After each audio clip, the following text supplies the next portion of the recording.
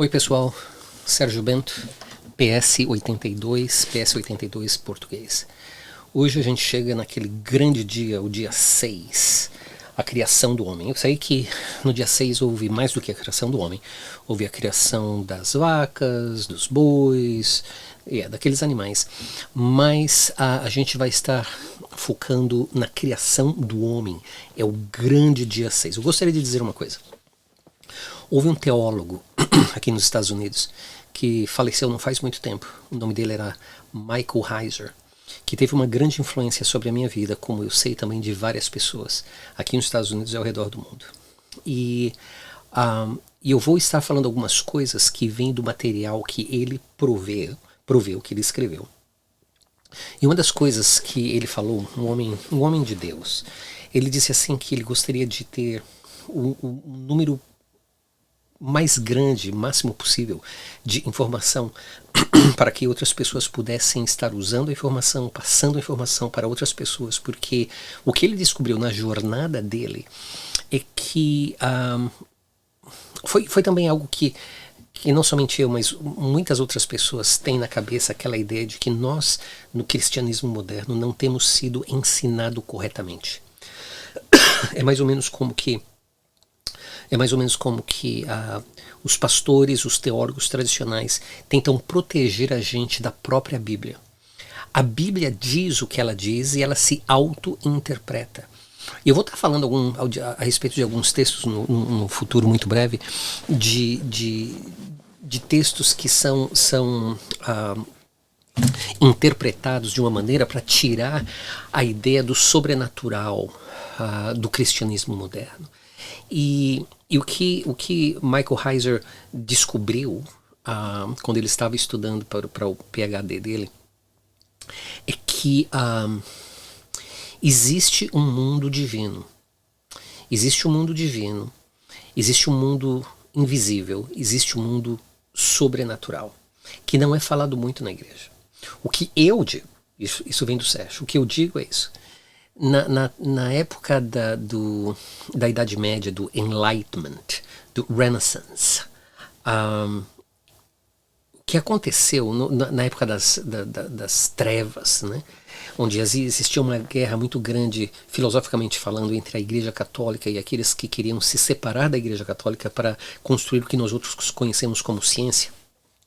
O que eu creio que aconteceu é que esse pessoal da ciência, que era chamado filosofia natural, foi tão eficaz que eles influenciaram o próprio desenvolvimento do cristianismo moderno. Porque o que você vai ver hoje são homens, existem mulheres também, mas são homens teólogos que estudam a palavra de Deus sempre usando filtros. Pode ser batista, metodista, presbiteriano, ou então calvinista, arminianista, pelagiano ou pelagianista. Sempre existem os filtros. E o que acontece é que chega um momento que as pessoas, basicamente, esses teólogos basicamente estão tão assim, essas posições, esses filtros estão tão enraizados neles, que eles mesmos não têm a condição de ver a Bíblia por o que a Bíblia é. Então, nós estamos falando a respeito aqui, o nosso canal PS82 Português, a Bíblia Sem Filtros, é exatamente tirando todos esses filtros, o máximo que a gente pode tirar, e olhar a Bíblia com os olhos os olhos de Deus, os olhos dos escritores e os olhos daquelas pessoas que eram a audiência que leram primeiramente aqueles livros. Agora, por que eu estou dizendo isso? Porque nós entramos agora, nesse grande dia, o dia 6, numa fase dos nossos estudos onde eu vou começar a revelar, para muitos de vocês vai ser uma nova revelação. Coisas que vocês, muito possivelmente, nunca ouviram na sua vida como cristãos. A minha intenção não é atacar ninguém, não é ofender ninguém. Não obstante, eu também não tenho medo de atacar ou ofender. Mas não é a minha intenção. A minha intenção é, na realidade, ganhar os corações dos ouvintes, da audiência, dos meus amigos, dos meus irmãos, para a verdade bíblica. Então a gente vai tentar, eu vou tentar ajudar você a ver a Bíblia com os olhos de Deus e com os olhos dos israelitas. Você tem que estar disposto a fazer isso. Você tem que pegar suas próprias tradições, os seus próprios filtros e até mesmo a sua própria ignorância, porque o povo é feito ignorante do púlpito.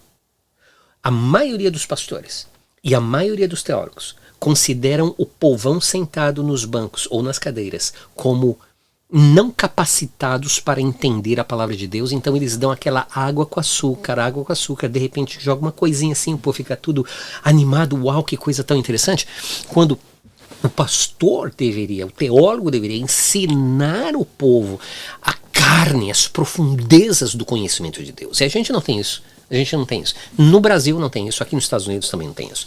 Então, nós vamos entrar nessa fase dos nossos estudos, onde eu vou estar desafiando muito das tradições e dos filtros que possivelmente você, como eu fui ensinado.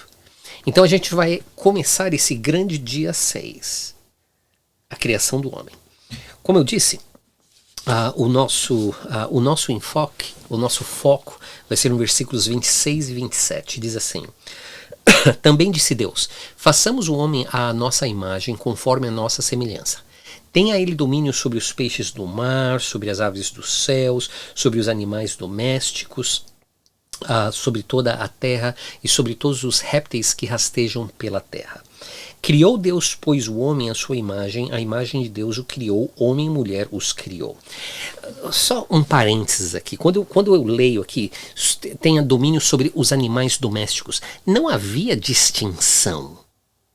Não havia distinção entre animal doméstico e animal feroz lá da selva. Todos eram animais. A ideia da queda de Adão e Eva e o fato da queda de Adão e Eva não havia acontecido, portanto não havia animal selvagem e animal doméstico. Essa tradução está completamente errada. São nada mais que animais que andam pela terra, que inclui vaca, inclui o boi, inclui o cavalo, inclui o burro, não a mula. Não creio que Deus criou a mula. Inclui o bisão, inclui o búfalo, inclui vários animais. Não somente vaca, não somente livestock, não somente gado, não somente animal doméstico, cachorro, gato. Entende? Então, existem problemas de tradução, porque toda tradução, sem exceção, tem alguma coisa de interpretação daqueles que fizeram a tradução. Então, o que eu faço é que eu tenho várias traduções da palavra de Deus, mas eu uso uma tradução que é chamado English Standard Version, ESV ou ESV, que é uma de duas, possivelmente, traduções que inclui muito dos textos encontrados lá no Dead Sea Scrolls, lá em 1948, daqueles pergaminhos que foram encontrados naquelas cavernas. Então, eu creio que é importante a gente colocar atenção em escritos que foram achados na história moderna, para então a gente poder entender melhor a palavra de Deus. E o que a gente vai ver é que existem aberrações de tradução. E olha,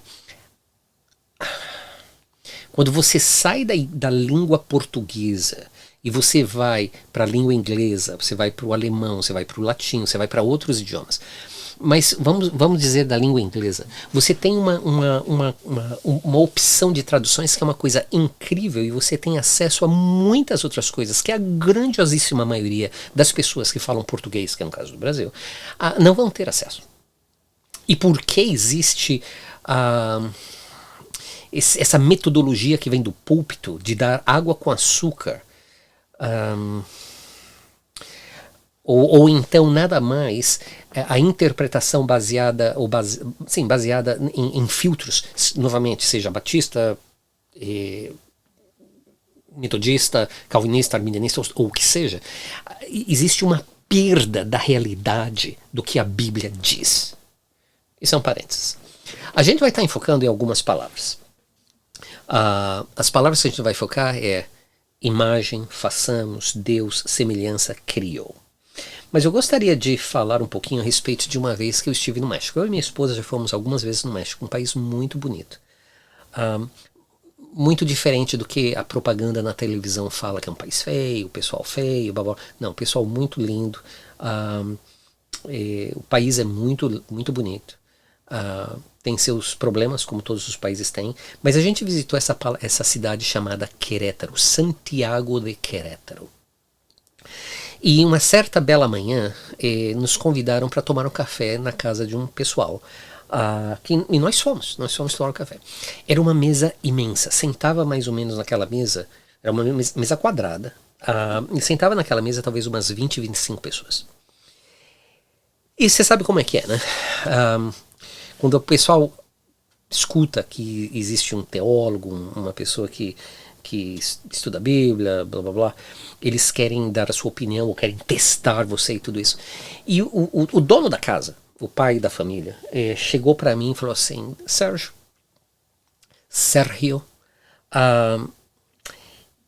eu posso provar para você na Bíblia que lá no Antigo Testamento, no primeiro capítulo da Bíblia, está a Trindade. Eu sabia exatamente o que ele estava falando. Mas eu falei assim: é verdade? Fala para mim. E ele diz assim, lá em Gênesis capítulo 1, versículo 26, diz assim: e disse Deus. E ele falou assim: Deus, a palavra Deus lá no hebraico é Elohim. E Elohim é plural. O que significa que Deus revelou a Trindade desde o primeiro capítulo da Bíblia. Elohim. Eu falei assim, olha, Elohim significa uma coisa. Eu vou dizer outras coisas que significam, mas naquela ocasião da conversa eu disse assim, Elohim significa uma coisa, que é mais que um, mas não necessariamente três.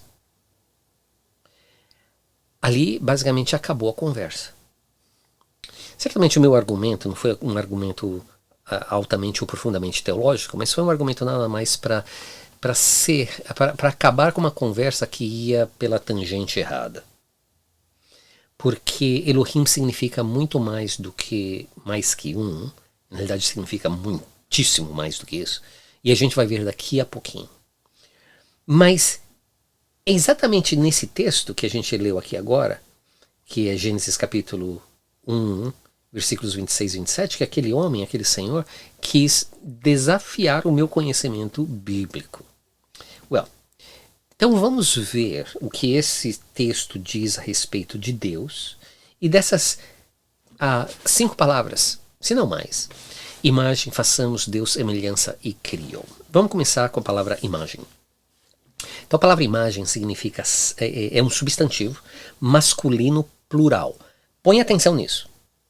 Substantivo masculino plural. Selam, que significa padrão, modelo ou exemplo de algo ou de alguém. A palavra imagem, por ela mesma, significa algo que tenha qualidade, aparência e forma. Em relação à qualidade, eu vou ler as minhas notas aqui. A qualidade, a gente poderia dizer assim, que são atributos distintos ou características possuídas por alguém ou alguma coisa. A grande maioria das pessoas vai agarrar, vai pegar essas poucas palavras, principalmente a palavra atributos, e vai dizer que atributos também é o que define o que é Elohim, ou seja, Deus. O que é um grande erro. Porque Elohim não significa um bocado, um pacote de atributos. Qualidade define alguns atributos distintos que essa imagem tem, mas não é limitada a isso. Mas imagem necessariamente não define completamente a fonte que reflete essa imagem. Qualidade são atributos que refletem aspectos da natureza de Deus. Aparência é a maneira como alguém ou algo se parece. Espelhar a existência eterna de Deus. Forma. Uma maneira particular em que uma coisa ou alguém existe ou aparece. É uma manifestação. Eu coloquei assim, reflexão da natureza de certos atributos e características de Deus, representação e imitação. Não é um emanar, eu creio que é essa palavra, emanation, ou seja, a imagem de Deus não é uma extensão da existência divina, ou seja, quando Deus criou o homem à sua imagem e semelhança, ele não criou o homem de uma maneira onde o homem fosse uma extensão da sua própria existência, mas um espelho, uma imagem, uma manifestação.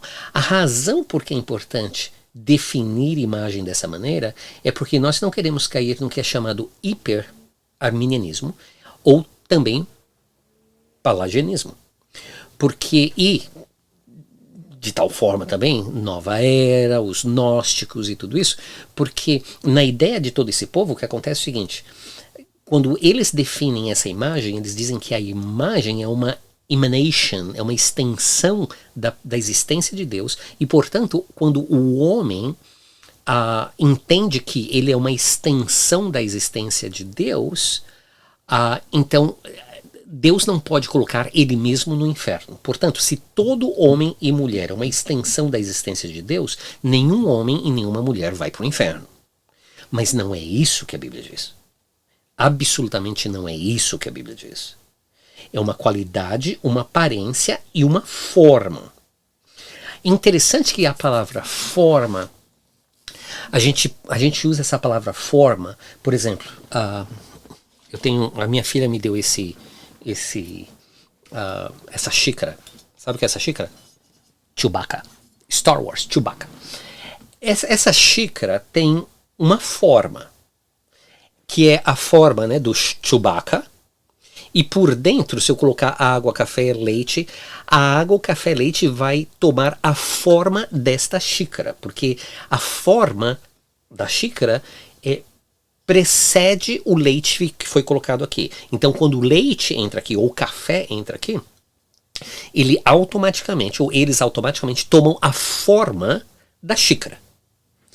Na questão divina, Deus não tem corpo.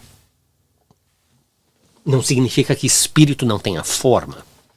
Não obstante, Deus não tem corpo, ele não tem uma forma humana, uma forma material. Não obstante, quando ele nos cria, ele cria a nós como a imagem dele, uma reflexão da imagem dele, enclausurado, se eu posso dizer assim, enclausurado nisto que nós chamamos de corpo. Agora, por que eu uso a palavra enclausurado? Enclausurado porque a única maneira do espírito que verdadeiramente deveria ter a imagem de Deus, e eu vou explicar mais isso daqui a pouco, esse espírito está dentro deste corpo e ele não tem o direito, ele não tem a liberdade de sair deste corpo. Ainda que algumas pessoas dizem que eles saem do corpo, eu entendo, a gente fala disso depois, mas viagem astral, aquele papo todo. Então, o que acontece? O que Deus criou a sua imagem e semelhança é o espírito, não o corpo. É o espírito, não o corpo. O corpo é a nossa prisão, que hoje é uma prisão de pecado, de limitação. Porque Adão e Eva não alcançaram o desígnio da missão deles. Okay? Agora, se a gente olhar alguns textos, considerando qualidade, aparência e forma, A gente vê, por exemplo, Gênesis capítulo 5, versículo 3, e diz assim: viveu Adão 130 anos e gerou um filho à sua semelhança, conforme a sua imagem, e lhe chamou o quê? Set. Adão teve um filho. Bom, ele já tinha tido Caim e Abel, mas Caim matou Abel, foi amaldiçoado, saiu correndo, aquele papo todo. E aí ele teve um outro filho. E ele teve outros filhos e filhas também, mas esse foi o terceiro. E este filho nasceu à imagem e semelhança de Adão. Porque ele nasceu à imagem e semelhança de Adão, ele tinha um corpo. Porque Adão tinha a imagem de Deus e Adão tinha espírito, dentro do corpo de Sete também tinha um espírito. Então, o que acontece é que quando Sete nasceu, ele já nasceu baixo a maldição do pecado. Ele nasceu baixo a maldição do pecado, que não foi o caso de Adão e Eva. Então, a imagem de Sete era a imagem daquele que o formou, nesse caso, Adão e Eva. Olha Ezequiel 16, 17. Tomaste as tuas joias de enfeite que eu te dei do meu ouro e da minha prata. Fizeste estátuas de homens e te prostituíste com elas. Uma outra palavra para imagem são estátuas, porque estátuas são imagens. Então você vai, por exemplo, numa igreja católica ou onde quer que você for, você vê uma imagem, por exemplo, de um homem, aquela imagem, aquela estátua, nos deixa ver quem o homem é. Por exemplo, se você for nesses museus de cera, tem estátuas feitas de cera, por exemplo, da rainha da Inglaterra, do Elvis Presley e de todo esse povo, né? Que se você olhar para eles, você diz assim, essa estátua parece com eles. Esta estátua tem a imagem daquelas pessoas. Agora, Ezequiel 23:14, depois vocês podem ler esse texto que é incrível, é o texto de duas irmãs prostitutas, adúlteras, e quanto mais elas adulteravam, mais elas queriam adulterar. E no versículo 14 diz assim, aumentou a sua prostituição, uma das irmãs, aumentou a sua prostituição porque viu homens pintados na parede. Quando essa mulher viu os homens pintados na parede, e esses homens pintados na parede eram imagem dos caldeus, pintados de vermelho. Quando ela viu a imagem dos homens, desses caldeus, que eram inimigos de Israel, que eram homens bonitos, fortes, quando elas viram a imagem da pintura daqueles homens, elas se prostituíram ainda mais. Ao ponto de que, se você ler o texto lá, vai dizer que elas se prostituíram de tal maneira, adulteraram de tal maneira, era tão promíscuo, tão sujo, que chegou o momento que Deus falou assim, basta, entregou elas mesmas aos homens com quem elas dormiam, e os homens que elas dormiam mataram as duas. A primeira irmã mais velha, depois a irmã mais nova. Mas o ponto aqui é o seguinte, imagem reflete as características de uma fonte. Adão e Eva, Deus. Set refletia a imagem de Adão e Eva. As estátuas eram de homens. As imagens pintadas também eram de homens. Então, a gente vê que imagem aqui não é uma maleta de atributo, necessariamente. É a reflexão da fonte que está sendo revelada. Mas, novamente, põe atenção nisso aqui. É substantivo masculino plural. Ok? Agora diz assim. Semelhança. A palavra semelhança é substantivo feminino plural. Então, quando Deus disse, Elohim, que a gente vai ver daqui a pouco, eu vou deixar Elohim para o último aqui. Quando Deus disse, façamos o homem a nossa imagem e semelhança, ele usou duas palavras. Uma delas identifica o aspecto masculino e a outra revela o aspecto feminino de Deus. Isso é incrivelmente importante que nós entendamos. Deus não é homem ou mulher, macho ou fêmea, mas é como ele se revela.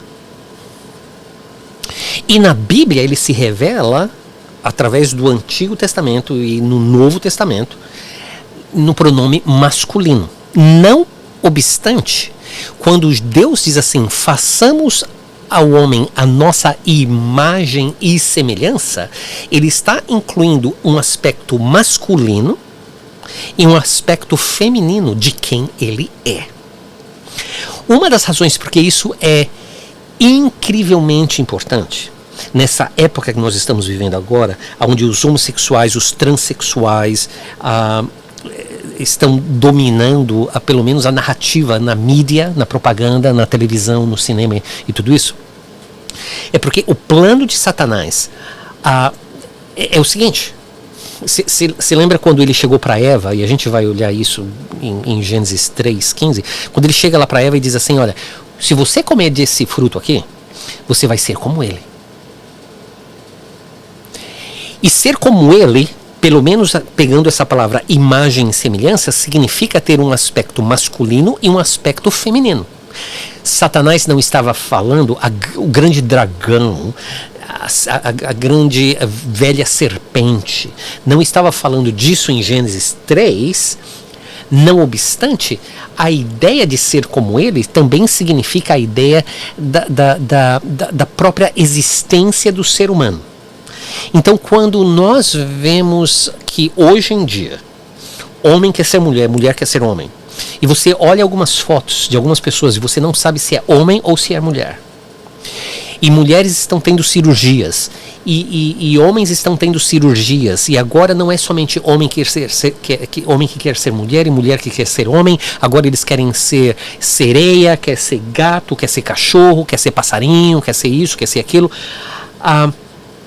E eles querem ser, eu creio que a palavra em inglês é andrógena, androgyny. Ou seja, é uma identificação de existência onde ambos, o sexo masculino e o sexo feminino, existem na mesma pessoa. Isso é uma ideia maligna. Porque esse aspecto, quando Deus usa, quando ele diz, façamos o homem a nossa imagem e semelhança, e eu vou falar do verbo façamos a nossa, porque vai haver uma diferença de plural para o singular, quando Deus usa essas palavras, do 26, versículo 26 para o versículo 27, mas por agora, quando ele fala assim, façamos o homem a nossa imagem e semelhança, Deus identifica nele mesmo a ideia masculina e a ideia feminina. É o que a Bíblia diz. Deixa a Bíblia dizer o que ela diz. Quando Satanás promete para Eva que ela será como Deus, o que ele também está prometendo é esta ideia de igualdade de gender, igualdade de sexo, ao ponto de que ela mesma não seria mulher, mas seria andrógena, e Adão não seria homem, mas seria uma andrógena, porque esse é um aspecto do Deus Todo-Poderoso. A palavra é demut, significa semelhança, similitude. Similitude. Deus e o homem, e também a mulher, compartilham algo em comum. Existe uma mutualidade. Existe uma reciprocidade das existências de ambos seres. Deus é um ser, assim como o homem e a mulher são seres. Essa mutualidade não provém do ser humano em relação a Deus, mas provém do fato de que Deus criou o ser humano, e existe então esta conexão eterna, conexão infinita, conexão divina entre Deus e o homem. E se o homem e a mulher vão ser imagem e semelhança de Deus, essa mutualidade de existência significa que o homem, então, deveria fazer o que Deus comandou que ele fizesse, ou seja, ter domínio sobre todas as coisas, porque isto é exatamente o que Deus tem, domínio sobre todas as coisas. Então o homem era uma reflexão da existência de Deus na terra. Enquanto Deus tinha domínio sobre todas as coisas, o homem teria domínio sobre todas as coisas que estavam nessa terra.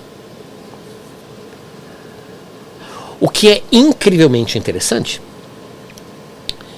é que Deus cria, e eu tenho tanta coisa passando aqui na minha cabeça, mas tudo bem. De um Deus, ele cria dois, homem e mulher. Isso é muito interessante. Deus cria de um, homem e mulher. Mas o que significa? O que significa quando Deus disse: façamos o homem à nossa imagem conforme a nossa semelhança? O que significa? Como que a gente pode entender isso melhor? Jesus é a chave. Porque Jesus é o segundo Adão. E essa expressão, este título, Jesus o segundo Adão, não é uma coisa assim que a gente deveria tomar levianamente. A gente não pode tomar esse título de Jesus como segundo Adão levianamente, mesmo porque nós estamos sendo feitos através da santificação, e um dia através da glorificação, nós estamos sendo feitos, ou nós estamos nesse processo de regeneração, nesse processo de transformação, para chegar a ser como Ele é. E a implicação disso é uma coisa inacreditável. Mas Jesus, se você olhar aí João capítulo 14, versículos de 1 a 9, diz assim, eu vou ler tudo por causa do contexto, diz assim: não se turbe o vosso coração, credes em Deus, crede também em mim. Na casa de meu pai há muitas moradas, se assim não fora, eu vou-lo teria dito, pois vou preparar-vos lugar. E quando eu for e vos preparar lugar, voltarei e vos receberei para mim mesmo, para que onde eu estou estejais vós também. E vós sabeis o caminho para onde eu vou. Disse-lhe Tomé: Senhor, não sabemos para onde vais. Como saber o caminho? O cara está com Jesus por quase 3 anos. E ele está perdido. Está perdido. Como saber o caminho? Respondeu-lhe Jesus: eu sou o caminho, a verdade e a vida. Ninguém vem ao Pai senão por mim. Se vós me tivesseis conhecido, conheceríeis também a meu Pai. Desde agora o conheceis e o tendes visto. Time out, tempo. Olha o que Jesus diz. Desde agora o conheceis e o tendes visto. Mas quem viu o Pai? Alguém aqui viu o Pai? Alguém aqui já viu Deus Pai? Alguém já viu Deus Pai? Mas o que Jesus está falando é que eles viram o Pai. Replicou-lhe Filipe: Senhor, mostra-nos o Pai e isso nos basta. Filipe perguntou o que eu estou perguntando. Peraí, o Senhor Jesus, o Senhor está dizendo que a gente viu o Pai. A gente não viu o Pai. Aonde é que está o Pai? A gente viu o Senhor, mas aonde é que está o Pai? Então, mostra-nos o Pai e isso nos basta. Disse-lhe Jesus: Filipe, há tanto tempo estou convosco e não me tens conhecido. Não me tens conhecido? Quem me vê a mim vê o Pai. Como dizes tu, mostra-nos o Pai? Então, certamente, o Pai não tem corpo. Jesus, como a segunda pessoa da Trindade, encarnou e tinha um corpo. Ele tem até hoje o corpo glorificado, porque ele ressuscitou. Mas ele tinha um corpo. E Jesus está falando, quando eles veem, os seus discípulos veem a ele, eles veem o Pai. Mas o Pai não tem corpo, então Jesus não pode estar falando a respeito das características físicas dele. Ele tem que estar falando a respeito de algo mais, que não é a característica física. É o seu interior, é o seu espírito. Agora, se a gente vai para Colossenses capítulo 1, versículo 13 a 15, diz assim: Ele nos libertou do império das trevas e nos transportou para o reino do Filho do seu amor, no qual temos a redenção, a remissão dos pecados. Este Jesus, é a imagem do Deus invisível, o primogênito de toda a criação. Este é a imagem do Deus invisível. Ele é o segundo Adão. Então, Adão e Eva eram imagem e semelhança de Deus. E eles deveriam ser o quê? Uma manifestação de Deus, uma representação de Deus como um espelho refletindo quem Deus é neste mundo. Eles certamente falharam miseravelmente, mas não, aos meus amigos calvinistas aqui, eles não se perderam de uma maneira totalmente depravada. Eles não se perderam de uma maneira totalmente depravada. A razão por que eu sei disso é porque Deus não destruiu o mundo por ocasião do pecado de Adão e Eva. Porque as coisas podiam ficar ainda pior. E as coisas ficaram tão pior, e o pecado cresceu de tal maneira, e a corrupção era tão grande, depois da queda de Adão e Eva, que Deus mandou Noé e mandou o dilúvio. Mandou o dilúvio. Que foi a destruição de todas as coisas, menos a família de Noé e os bichinhos que estavam na arca. Mas eu falo mais a respeito da total depravação depois, porque não faz sentido. Não obstante, o que acontece aqui? Jesus é a imagem de Deus, como o segundo Adão. Paulo fala assim: imitem a mim, porque eu imito a Jesus. Então, um ponto incrivelmente importante para que o cristão entenda é que nós, como imagens de Deus, não significa que nós temos uma maleta de atributos. Isso não é ser imagem de Deus. Ser imagem de Deus é esta reflexão de Deus, ou seja, o ser humano tem a capacidade, na criação original, de refletir quem Deus é.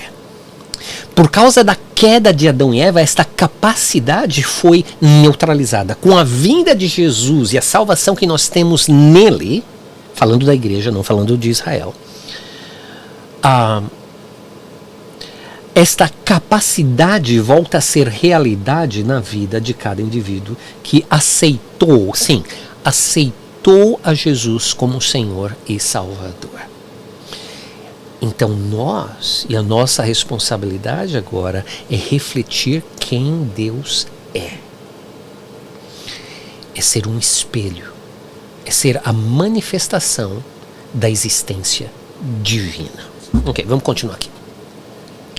Como Jesus, devemos ser reflexos de Deus.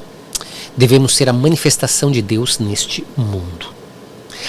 Tantas igrejas fazem programas. As igrejas vivem de programas. Já viram isso? As igrejas vivem de programa. Programa para criança, programa para jovem, programa para adulto, programa para velho, programa para solteiro, programa para divorciado. Programa. Mas não existe um programa para ensinar as pessoas a permitirem a ação do Espírito Santo em refletir a pessoa de Jesus Cristo, segunda pessoa da Trindade, no mundo. Não existe. O que existe é programa para que as pessoas se sintam bem. Ok, vamos lá. Aí então Deus fala assim: façamos o homem a nossa imagem e semelhança. Mas no versículo 27 diz assim: E Deus criou o homem à sua imagem e semelhança. Não se esqueçam que imagem é substantivo masculino plural e semelhança é substantivo feminino plural. E Deus chega aqui e fala assim: façamos o homem à nossa imagem e semelhança. E a pergunta é: com quem Deus estava falando? Muita gente vai falar assim: Deus lá é a palavra Elohim. E Deus estava falando com a Trindade. A Trindade não necessita ser informada da ação de qualquer membro da Trindade. Se você chegar e falar assim, não, Deus estava informando a Trindade, ou seja, o Deus Filho e Deus Espírito Santo, você põe a pessoa de Deus em uma posição de autoridade sobre o Filho e o Espírito. Quando Deus fala assim, façamos, ele basicamente está falando com um grupo de pessoas. E a pergunta é, quem são essas pessoas? Agora, antes de entrar, como você viu aqui na palavra Elohim, deixa eu falar um pouquinho a respeito da palavra criou. É interessante que ele fala com um grupo de seres. Vamos fazer isso? Talvez eles falaram assim, vamos fazer. E talvez eles falaram, não vamos fazer. Eu não sei qual foi a resposta deles. Ele falou, Deus falou, mas a gente não tem a resposta dos seres que ouviram ele falando. Mas o que a gente vê é que Deus então fala assim, a Bíblia diz que Deus criou o homem e a mulher à sua imagem e semelhança. Então façamos é verbo na primeira pessoa do plural, ou seja, nós. Nós. É plural. Mas aí ele diz assim, a Bíblia diz assim que ele criou homem e mulher, e criou é verbo, terceira pessoa do singular, ou seja, ele. Ele criou. E ele não criou o homem e a mulher à imagem do nós.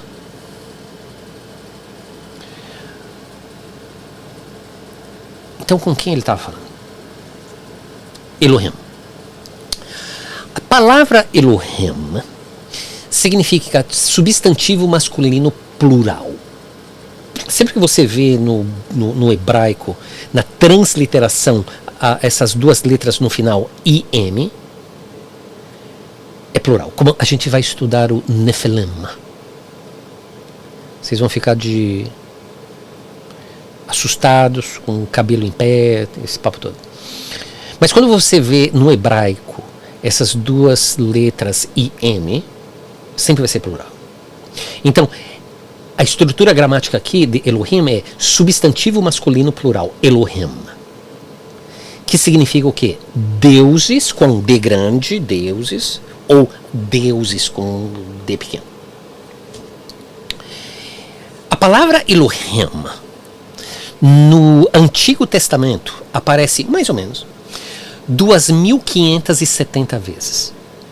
Dependendo da versão, da tradução da Bíblia que você tenha, essa palavra Elohim é usada em relação a Deus, que aqui eu vou fazer referência com todo respeito a Yahvé.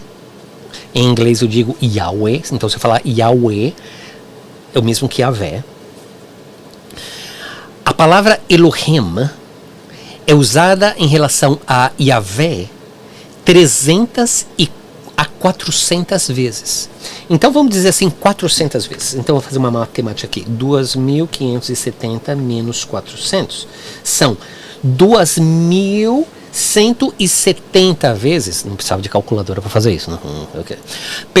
Mas 2.170 vezes a palavra Elohim é usada para outra coisa e não para Yahvé. E agora? Então a palavra Elohim não é uma palavra exclusiva para Yahvé.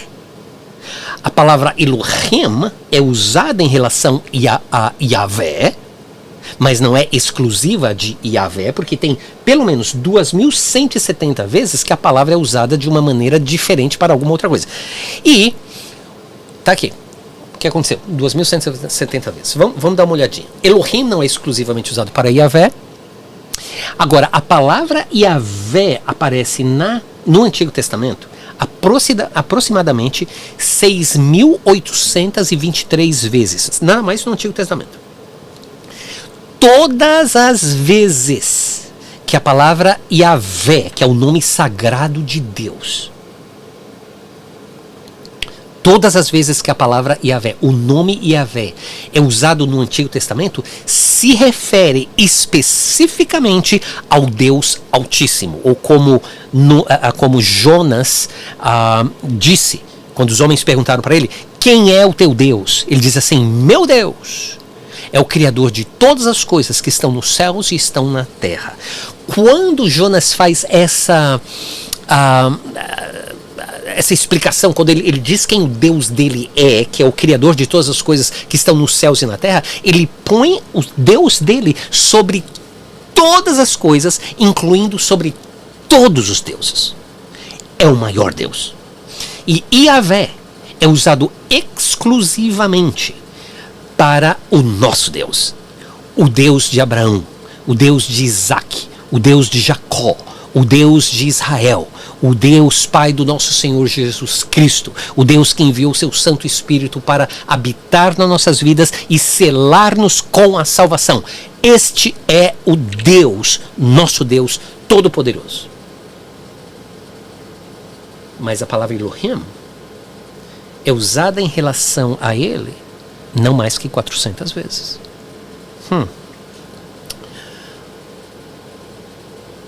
Como Elohim é usado no Antigo Testamento? Eu vou dar 3 exemplos aqui. Perdão, 4 exemplos. Mas existem muitos outros exemplos que vão cair baixo a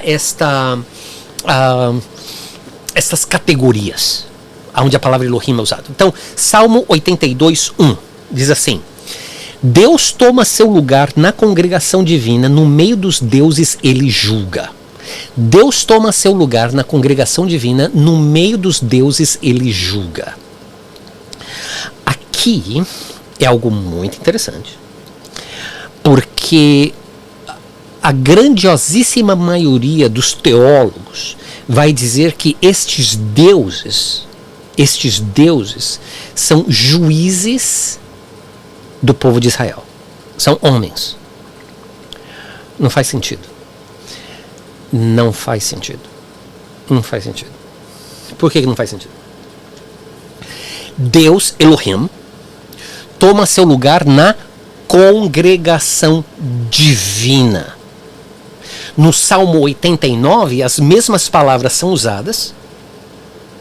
E basicamente, lá a gente também vê que esta congregação é divina, ou seja, é celestial e não desta terra. No meio dos deuses, ele julga. Algumas pessoas falam assim, quando ele toma o seu lugar no meio da congregação divina, no meio significa mais de um, porque você não pode estar no meio de uma pessoa. Então tem que ser 1, 2, e ele estaria no meio. Mas é muito mais do que 2. Ele está no meio de um grupo de pessoas que são chamados deuses. Se você ler o Salmo 82, o que vai acontecer é que ele diz assim: vocês são filhos de Deus, sons of God. E a gente vai fazer um estudo a respeito dessa frase, filhos de Deus, daqui a pouquinho. Filhos de Deus, que aparece nada mais na estrutura, como eu estou dizendo, no hebraico, filhos de Deus, não, mas 6 vezes no Antigo Testamento, e todas as vezes fazem referência a seres divinos. Não faz sentido que 5 referências são a seres divinos e uma é referência a seres humanos.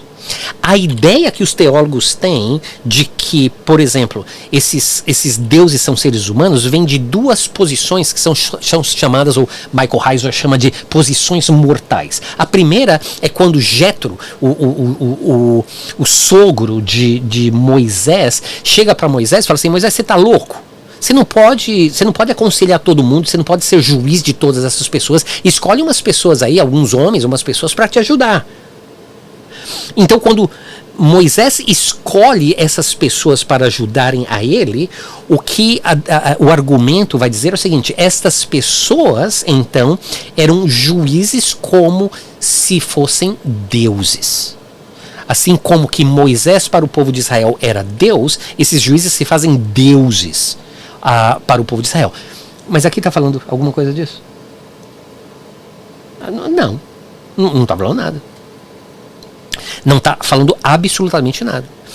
A outra possibilidade é a seguinte: de que quando Moisés subiu no Monte Sinaí, ou Sinai, acho que é Sinai, okay.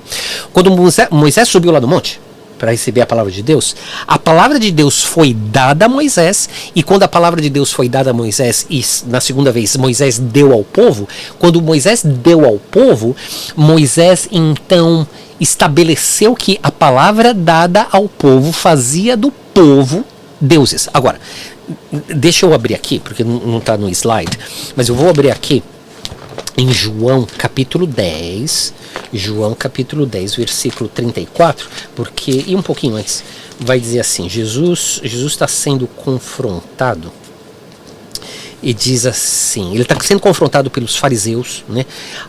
E ele estava na festa da dedicação, era inverno. Aí então, versículo 31, João 10, 31 diz assim: os judeus, mais uma vez, antes disso, vai começar do versículo 22. Contexto. Um texto sem contexto é um pretexto. Então, versículo 22.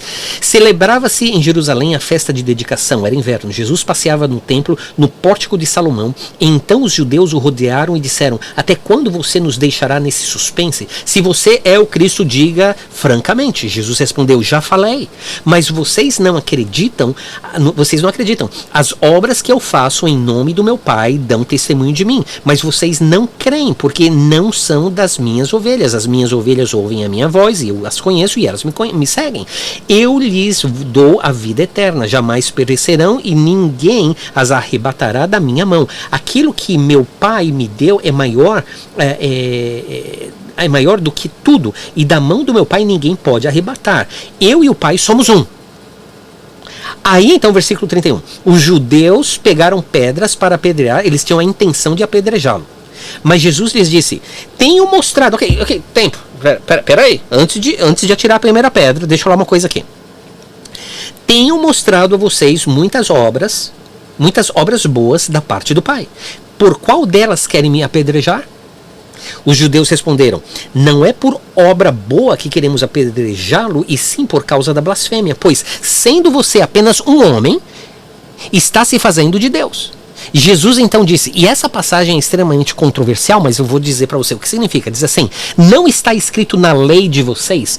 Quando Jesus usa a palavra aqui, escrito na lei, ele não está falando a respeito do Torá, os 5 primeiros livros da Bíblia. Ele está fazendo referência a todo o Antigo Testamento. O nosso Antigo Testamento tem 39 livros. A Bíblia hebraica, the Hebrew Bible, a Bíblia hebraica não tem as mesmas divisões, por exemplo, 1 de Samuel, 2 Samuel é nada mais Samuel, 1 de Reis, 2 de Reis é nada mais Reis. A Bíblia hebraica tem 24 livros. Jesus estava fazendo referência a esses 24 livros, mesmo porque através dos livros existem várias coisas que podem ser consideradas lei. Mas quando Jesus disse assim: não está escrito na lei de vocês, eu disse, vocês são os deuses, nós sabemos que Jesus aqui está fazendo referência a Salmos 82:1. É patente. Todos nós estamos de acordo com isso. Vocês são deuses.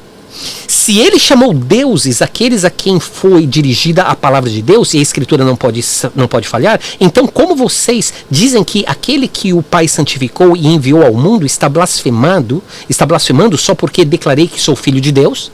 Então o que os teólogos vão dizer é o seguinte: ainda que Jesus está falando dos Salmos 82, Jesus não está fazendo referência a deuses como seres divinos. Jesus está fazendo referência aos juízes no tempo de Moisés, por ocasião do conselho de Jetro, ou então a segunda opção, que chamamos da opção mortal, fazendo uma distinção entre os mortais e os divinos. A segunda opção é que quando a palavra de Deus foi dada a Moisés e foi dada ao povo de Israel, então todo o povo de Israel é chamado santo. É chamado deuses. E se eles são chamados deuses, quando eles reproduzem o quê? Deuses. Esse argumento para dizer que deuses em Salmo 82:1 contradiz a própria palavra de Deus, porque Jesus sabia exatamente o que ele estava falando, e os fariseus aqui também sabiam, porque quando ele continua explicando, e Jesus lá no versículo 38 de São João 10, ele vai dizer assim: e eu estou no Pai e o Pai está em mim. E eles pegaram as pedras de novo para atirar nele.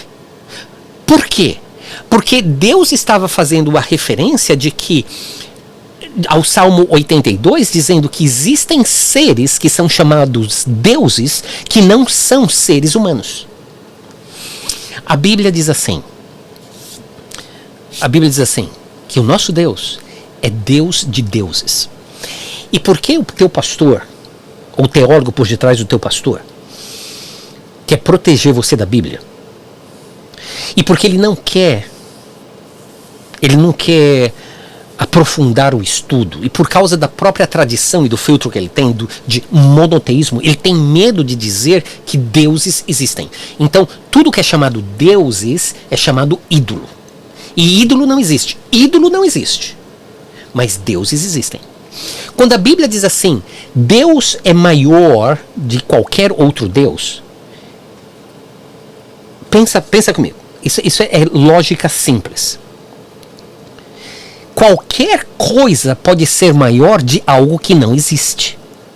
Qualquer coisa pode ser maior de alguma coisa que não exista. Se eu pegar uma pulga, eu vou ali no cachorro da rua, pego uma pulga, trago aqui, mostro a pulga para vocês, e eu falo assim, esta pulga é maior que qualquer outro Deus. É maior que os deuses. Não o nosso Deus. É maior que todos os deuses. É verdade que essa pulga é maior que todos os deuses? Certamente. Porque se na minha concepção deuses não existem, a pulga que existe é maior do que algo que não existe. Por que a Bíblia vai dizer que Deus é maior do que algo que não existe? Não tem lógica. O que a Bíblia está dizendo é que Deus é sim maior que todos os deuses, porque deuses existem. Outros deuses existem. Esses outros deuses são a congregação divina que aparece aqui no Salmos 82. E eu vou entrar em detalhe mais a respeito de quem são esses deuses. Vou dar o nome de alguns deles. E vou até mesmo identificar o Deus que está sobre o Brasil.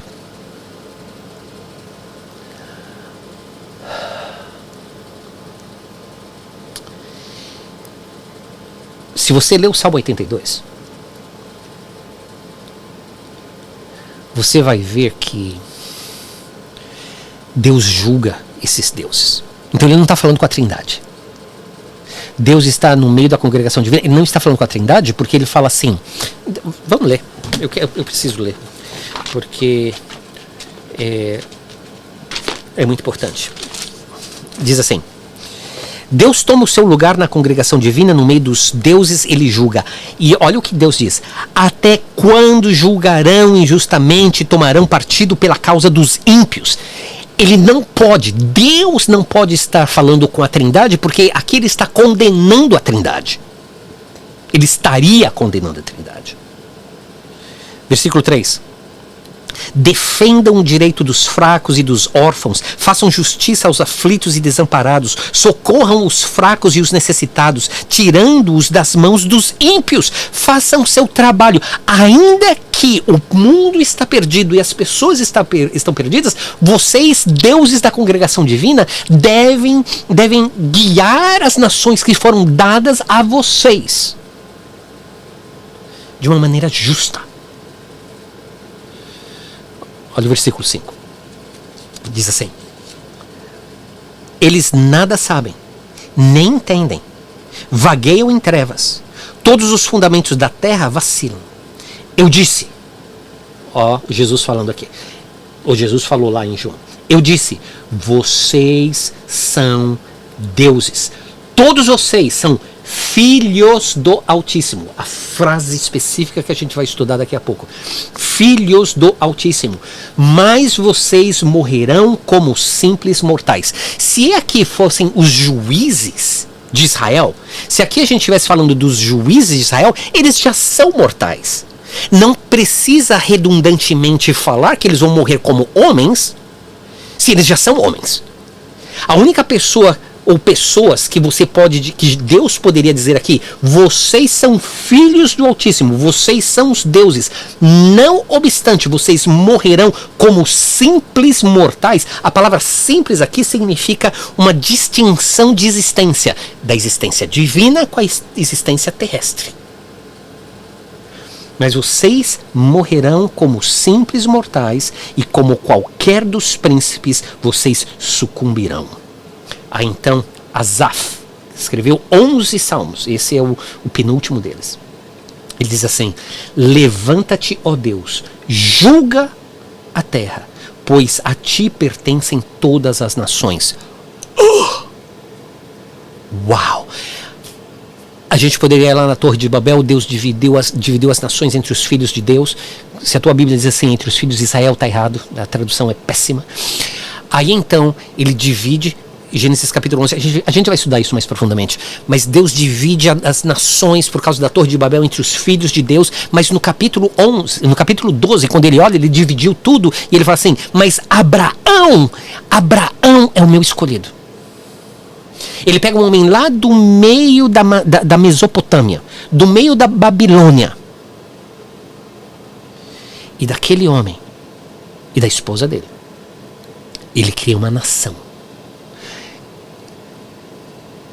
Mas ele não criou somente uma nação, e ele não queria somente ficar com uma nação, ele queria todas as nações, e porque os deuses falharam, porque Israel falhou, porque a igreja está falhando, não tem como fazer, Deus é soberano, Deus tem que fazer a obra que o homem não consegue fazer, e ele vai levantar-se, e ele vai julgar a terra, e ele vai conquistar todas as nações. Mas voltando ao nosso estudo aqui, a palavra Elohim sim significa deuses.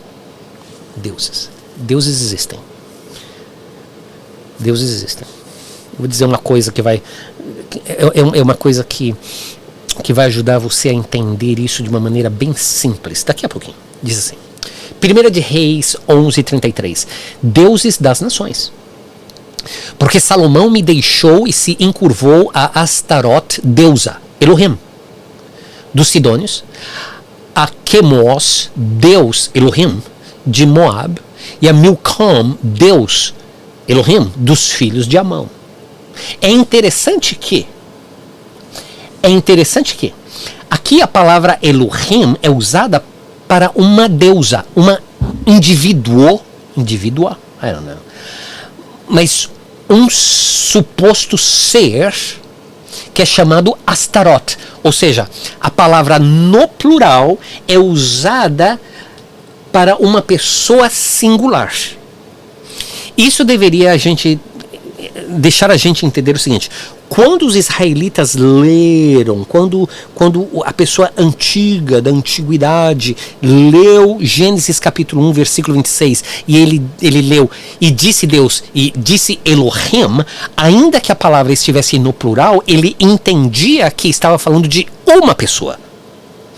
Elohim, em Gênesis capítulo 1, 26, não revela a pluralidade. Em inglês a gente diz assim, Godhead, da cabeça divina, ou seja, as três pessoas da Trindade. Porque o conceito de Trindade não existe necessariamente no Antigo Testamento. Quando você tenta buscar a Trindade no Antigo Testamento, é porque você está usando a sua disposição filosófica ou teológica ou racional no passado. Tenta entrar na cabeça, nos sapatos ou na sandália das pessoas que leram o livro de Moisés, que não tinham o conhecimento que você tinha, e o que eles entenderiam é que Elohim é um Deus, como aqui Astaroth, Quemos, Moab, Quemos e Milcom são indivíduos singulares, mas a palavra Elohim, ou seja, deuses, é usada para eles também. Voltando ao nosso estudo.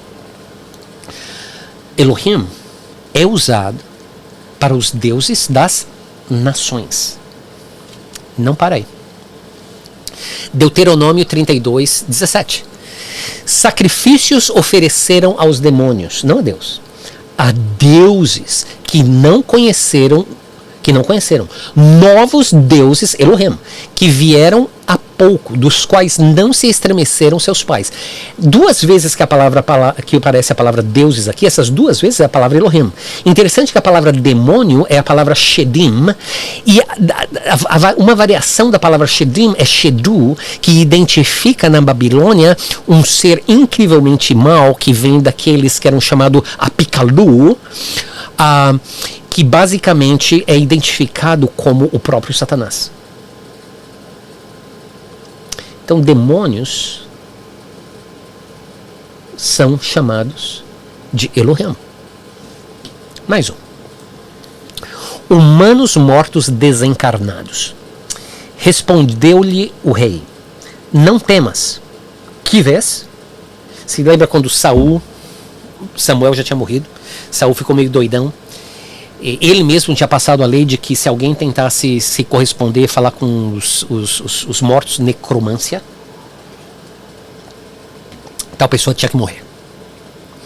Mas ele estava desesperado. Samuel não estava mais lá para dar instrução.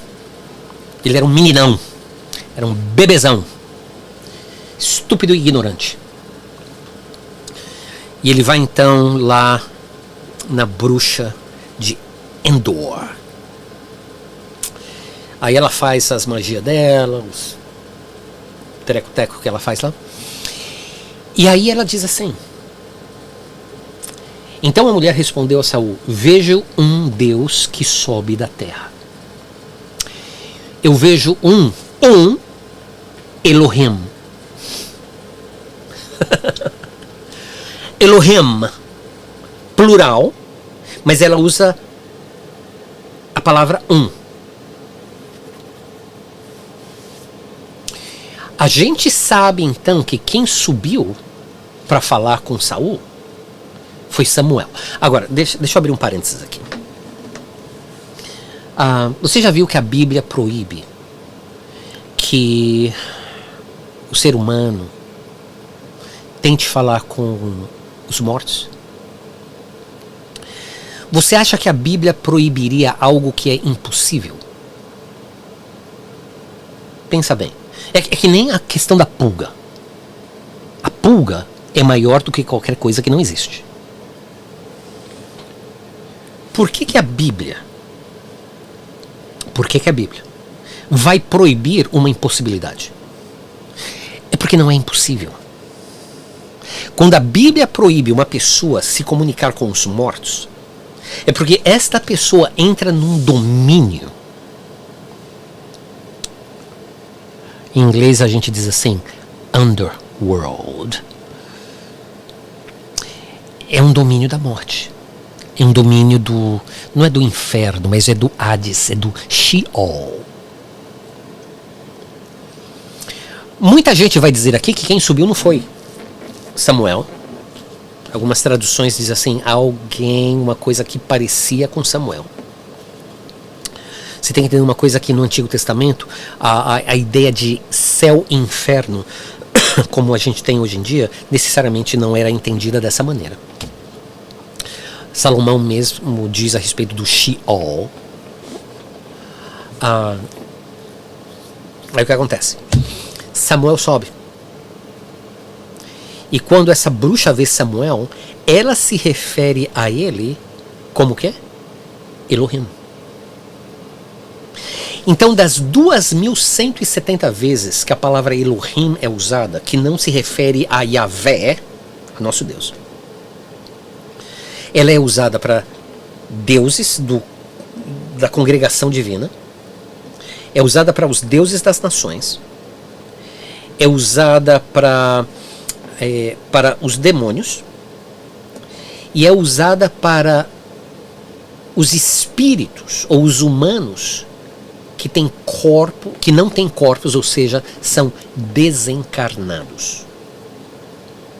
A palavra Elohim, portanto, não significa um conjunto de atributos que descrevem quem Deus é. Elohim significa um estado de existência aonde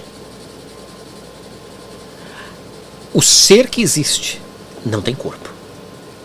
Isso é consistente através do Antigo Testamento.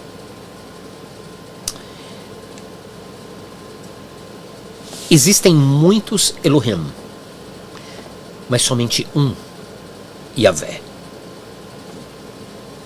Existem muitos Elohim, mas somente um Yahvé. Yahvé é Elohim, porque ele não tem corpo. Mas nenhum outro Elohim é Yahvé. Existe somente um Deus, como eu disse, Criador dos céus e da terra, e de tudo o que neles há. Deus de Abraão, Isaque e Jacó, Deus de Israel, Pai do nosso Senhor Jesus Cristo, que enviou seu Santo Espírito para selar-nos na salvação em Cristo Jesus. Existe somente um Deus. Que o autor de Hebreus vai dizer assim: nesses últimos dias se revelou na pessoa de Cristo Jesus. Que hoje nós entendemos. É na realidade a formação, e eu sei que isso aqui é Illuminati, mas aqui não é Illuminati para mim. Nessa formação do Godhead, dessa trindade, é Deus Pai, Deus Filho, Deus Espírito Santo. Hoje nós entendemos, porque a revelação é progressiva. Não obstante, o povo lá que leu Gênesis capítulo 1, versículo 26, quando eles ouviram, e disse Deus, e disse Elohim, eles sabiam que era um Deus. Um Deus. Nós mesmos temos um Deus. A trindade não é politeísmo, é um Deus. Esse Deus tinha características específicas, masculinas e femininas. Ele decidiu então, e isso é importante, ele decidiu então não fazer o homem e a mulher na imagem de todos, mas a sua imagem. A sua imagem. O que é interessante, que ele falou assim: façamos o homem, vamos voltar lá, façamos o homem a nossa imagem e semelhança. Mas aí quando ele cria o homem e a mulher. Minha contenção é a seguinte: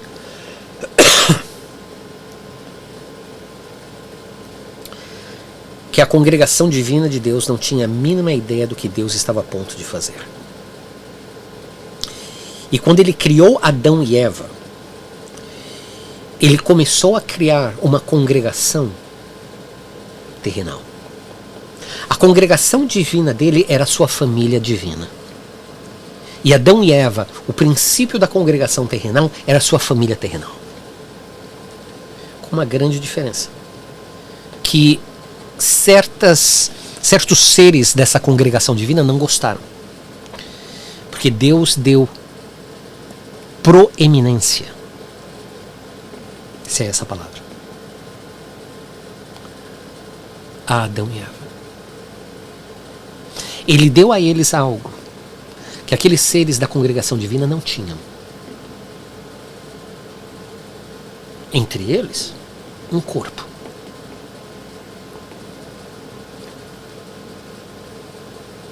Entre outras coisas, o domínio sobre todas as coisas que foram criadas. Se você vai lá em Jó capítulo 38, quando Deus está respondendo a Jó, ele fala assim que quando ele criou Orion, as constelações e tudo isso, os anjos gritaram de alegria. Foi essa congregação divina que gritou de alegria. Anjo muitas vezes é usada de uma maneira anjos e deuses, mas existem, se você ver o contexto, você vai ver que anjo é uma coisa e deuses são outras, mas é como é usado lá em Jó. Eles gritaram de alegria, eles ficaram assim espantados. Uau, que Deus Todo-Poderoso. Aí o que Deus faz? Deus cria o homem e a mulher e começa a dar domínio para o homem e a mulher sobre a terra. Mas você acha que Deus pararia aí? Deus não ia parar aí. Deus ia dar domínio para o homem e a mulher, para a humanidade, sobre todo o universo. Eles não gostaram disso. Ao fim eles se rebelaram. Eles se rebelaram. E quando eles se rebelaram, eles trouxeram esse caos que nós temos hoje. Então, meus amigos, meus irmãos, nós somos imagem e semelhança de Deus, o Deus Todo-Poderoso, onisciente, onipresente, onipotente, o Deus Altíssimo. Nós somos imagem e semelhança dele. Por isso que você é um homem ou você é uma mulher. Você não é gay, você não é transgender, você não é nada disso. Andrógeno, não. Você é homem ou mulher. Por quê? Porque você é a imagem daquele que o criou. That's it. É isso aí. No próximo vídeo, a gente vai dar uma pincelada no dia 7. E aí a gente vai dar uma olhada na queda de Adão e Eva. Aí, meu filho, o negócio vai esquentar. O negócio vai esquentar. Sabe por que eu estou fazendo tudo isso? Que eu quero mostrar para você, como foi um dos meus primeiros vídeos, que o nosso tempo é curto e a igreja precisa despertar. Até lá, love and peace, paz e amor, Deus te abençoe e a gente se vê no próximo.